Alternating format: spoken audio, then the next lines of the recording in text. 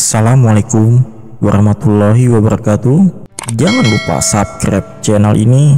Mari kita dengarkan kisahnya.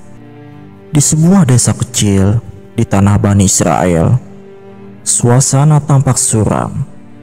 Di masa itu, Bani Israel hidup di bawah penindasan Raja Jalut. Ia adalah raja yang kejam, memimpin pasukan yang membawa ketakutan ke setiap penjuru negeri. Terlihat seorang prajurit Jalut merampas makanan dari seorang ibu dengan anak kecil. Suara jerit tangis terdengar di mana-mana. Kaum Bani Israel kehilangan pemimpin mereka setelah Nabi Musa dan Nabi Harun wafat. Mereka kini hanya memiliki doa dan harapan. Terlihat seorang lelaki tua memandang ke arah matahari terbenam. Wajahnya penuh kerisauan. Di sebuah rumah kecil dipenuhi para tetua desa. Tetua satu berkata, "Kita tidak bisa terus seperti ini. Jalut akan membinasakan kita semua." Tetua lainnya berkata, "Kita butuh seseorang pemimpin yang kuat, seseorang yang dipilih oleh Allah." Tetua satu berkata, "Ada Nabi Samuel. Ia bisa meminta petunjuk dari Allah untuk memilihkan raja bagi kita." Wajah-wajah pun penuh harap setuju dengan rencana itu. Maka mereka pun menemui Nabi Samuel dan meminta bimbingannya. Nabi Samuel berdiri di depan kerumunan Bani Israel. Nabi Samuel berkata, "Allah telah memilih Talut sebagai raja kalian. Ia memiliki hati yang kuat dan iman yang teguh." Talut adalah seorang pemuda sederhana, namun hatinya penuh keberanian dan keimanan.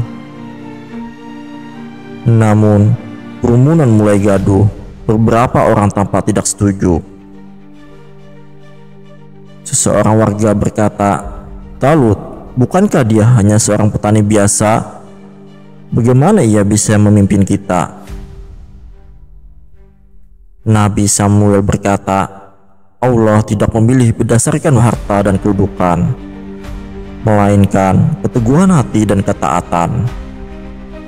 Ikutilah Talut dan kalian akan melihat kuasa Allah." Talut melangkah maju dengan ragu, lalu menundukkan penuh hormat. Talut berkata, "Aku akan melayani kalian dengan seluruh kekuatan yang Allah berikan kepadaku." Di sebuah daratan luas, setelah dinobatkan, Talut mengumpulkan para pemuda Bani Israel untuk dilatih sebagai prajurit. Para pemuda berlatih memanah, berpedang, dan membentuk formasi perang. Latihan keras mereka jalani hingga mereka siap bertempur. Talut berteriak, "Kalian adalah harapan bangsa ini. Latih tubuh dan hati kalian. Jika kita ingin melawan Jalut, kita harus menjadi prajurit sejati." Terlihat beberapa pemuda jatuh kelelahan, tapi bangkit lagi. Talut membantu mereka berdiri. Di rumah Daud, suasana malam yang hening. Pada saat itu Nabi Daud masih muda.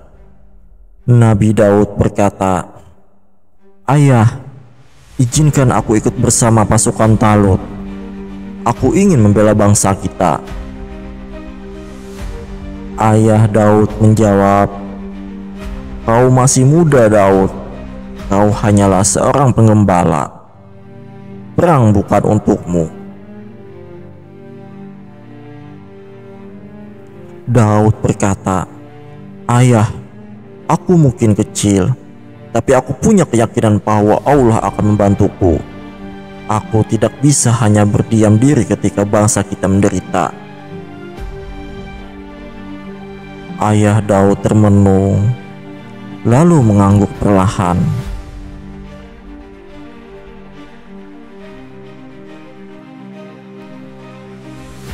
Saat perang dimulai, di sungai kecil di tengah perjalanan menuju medan perang, Talut berkata kepada pasukannya, "Di depan kita ada sungai.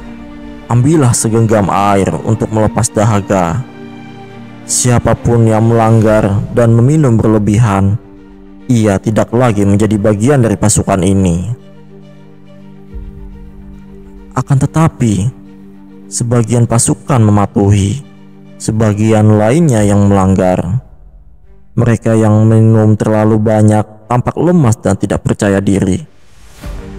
Ujian ini adalah cara Allah memisahkan yang kuat dan lemah Bani Israel. Di perkemahan pasukan di tepi medan perang, Talut bertanya kepada Nabi Daud kecil, "Daud, apa yang kau bawa untuk berperang?" Daud menjawab, "Hanya ini tuanku," menunjukkan ketapel. "Tapi dengan izin Allah, aku akan menggunakannya apa yang kumiliki." Talut mengamati Daud dengan rasa kagum yang tersembunyi. Talut berkata, "Keteguhanmu menginspirasi, Daud. Kau akan menjadi bagian penting dari pasukan ini." Di medan perang yang luas, debu dan suara senjata memenuhi udara. Pasukan Talut berhadapan dengan pasukan Jalut yang jauh lebih besar. Jalut melangkah maju dengan tubuhnya yang besar, membawa pedang raksasa. Jalut berteriak, "Siapa yang berani melawanku? Ayo maju!" Pasukan Talut terdiam, wajah mereka penuh ketakutan. Daud melangkah maju dan berkata, "Aku akan melawanmu, Jalut." Sorak pasukan Jalut terdengar, mengejek Daud. Di lingkaran perang, semua mata tertuju pada Daud dan Jalut. Daud mengayunkan ketapelnya. Batu kecil melesat cepat hingga mengenai kening Jalut. Jalut terhuyung dan jatuh ke tanah, tewas seketika. Hening sejenak, lalu pasukan Talut bersorak, "Kita menang, Allah telah memberi kita kemenangan." Daud berdiri di tengah medan perang, dikelilingi pasukan yang bersujud syukur. Beranian Daud membuatnya menjadi pahlawan. Setelah Jalut tewas, Talut menjadikan Daud sebagai panglima perang. Dengan kebijaksanaan dan kepemimpinannya, Daud membawa banyak kemenangan bagi Bani Israel. Ketika Talut wafat, putranya menggantikan tahta. Namun, kepemimpinannya tidak adil sehingga kerajaan terpecah. Dalam perebutan kekuasaan, Daud akhirnya diangkat sebagai raja.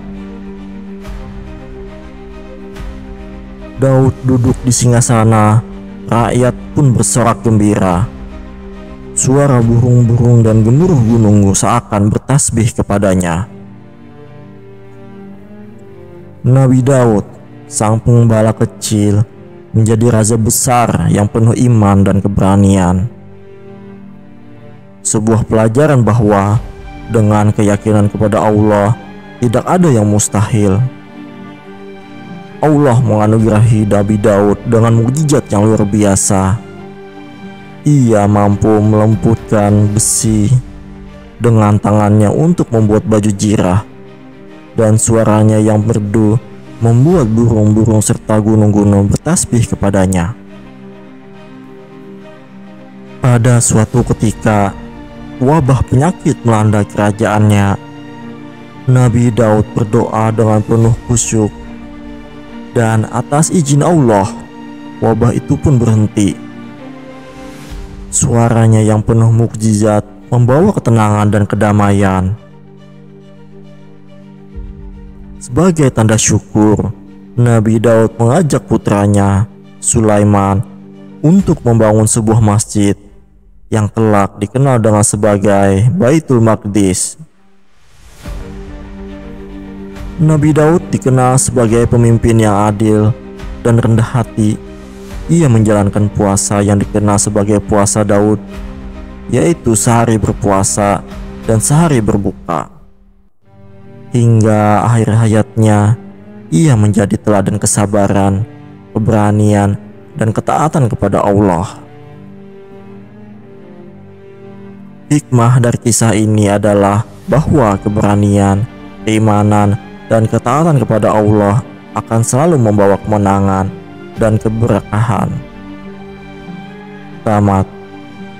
Wassalamualaikum warahmatullahi wabarakatuh.